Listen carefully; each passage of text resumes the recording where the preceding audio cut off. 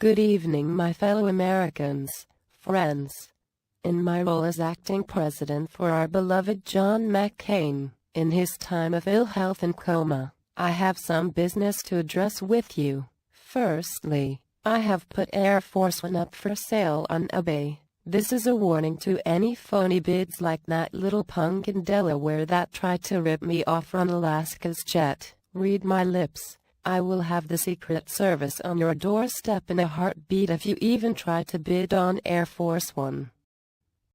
Sorry, back to business. The first dude and I were up on the roof sharing a couple of moose-head long necks. We thought, since I have decided that there is no need for me to travel, because America is such a mighty country, the whole world should come to me. So I thought I would save you a couple of bucks by selling that old plane. With that and the other budget cuts to libraries, museums, stupid gay arts, leftist anti-American organizations like the Civil Liberty Union and Socialist IRP, and restructuring of our nation's science education to cut through the mumbo-jumbo of it all and teach the truth of creationism will save like a ton of money. The first dude and I agreed that with all that spare change, what Washington needs was a hockey arena. I will be sending this bill to Congress to earmark those surplus funds. Yes, I know,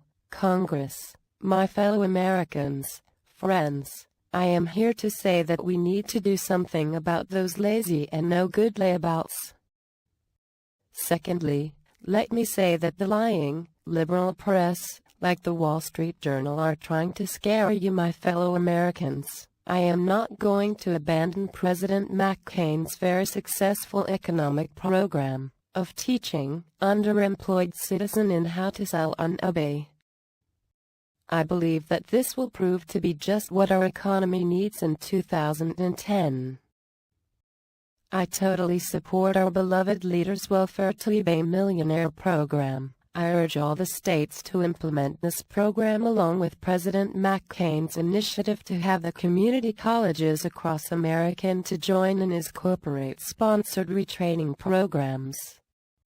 To all those blowhard senators like Obama learning to save, can I supersize that order is not that easy for many of our citizens, and a free or reduced price meal on shift a great benefit and cost saver to millions of our fellow citizens.